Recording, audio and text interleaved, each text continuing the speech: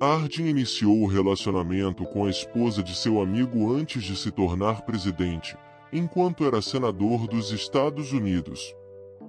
Novamente, muitas pessoas defenderam Harding e afirmaram que ele era um homem íntegro.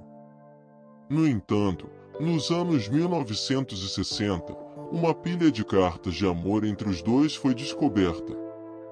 Aparentemente, eles usavam codinomes nas cartas para manter a discrição, como Poopsie e Voopsie.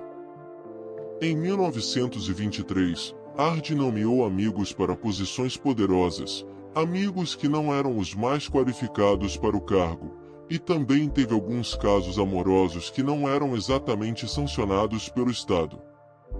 Harding se apresentava ao povo americano como um homem felizmente casado. Ele e sua esposa Florence posavam para fotos, realizavam festas e eventos juntos, tudo o que se esperava de um presidente e uma primeira-dama. Mas em particular, as coisas eram bem diferentes.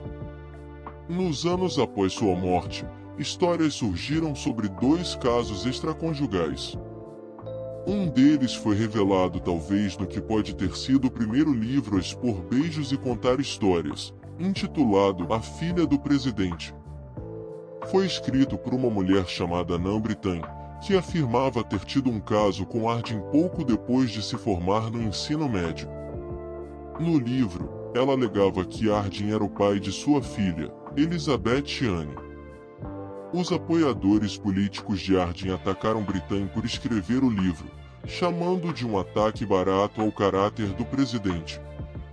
Após a morte de Harding, Brittain tentou obter pensão alimentícia da família Harding para sua filha.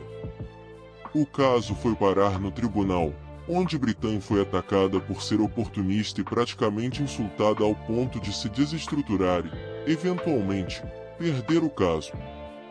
Anos depois, evidências de DNA confirmaram que Elizabeth Anne era, de fato, filha de Warren G. Harding.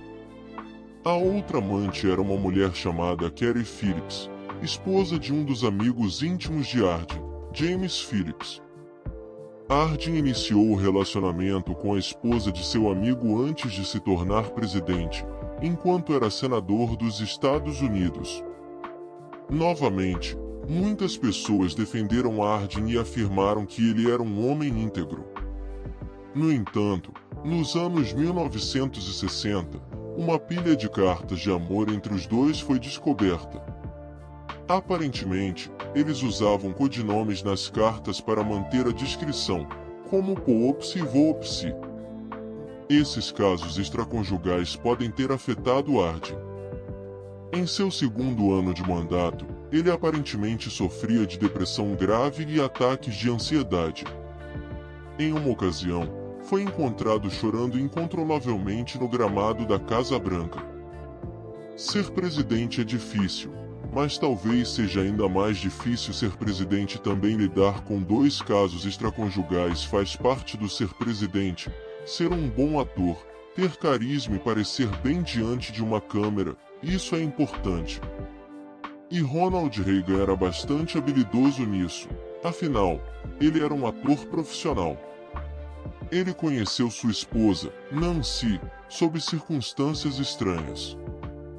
A década de 1950 foi um período de extrema paranoia, a era do macartismo e do medo vermelho, onde todos eram acusados de ter simpatias comunistas, incluindo muitas pessoas da indústria do entretenimento. Nancy Davis, que era atriz na época, foi erroneamente incluída em uma lista publicada de supostos simpatizantes comunistas em Hollywood. Ela estava preocupada que essa associação pudesse prejudicar sua carreira de atriz.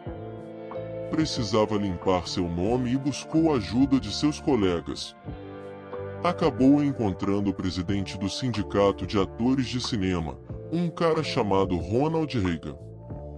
Durante a reunião, Nancy expôs seu caso para Ronald, que acreditou nela e ajudou a removê-la da lista negra. A reunião foi tão boa que os dois eventualmente começaram a namorar e se casaram em 1952. Nancy também era muito interessada em astrologia, décadas antes de se tornar algo popular como é hoje. Algum alinhamento astral estava no ar, porque em 1981 Ronald Reagan foi baleado após um discurso em Washington, e Nancy recorreu imediatamente à sua astróloga, uma mulher chamada John Quigley.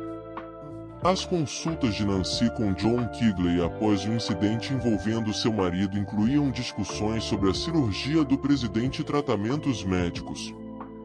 Quigley rapidamente aconselhava sobre o momento certo para procedimentos e outros aspectos de sua recuperação com base em cartas astrológicas e alinhamentos planetários.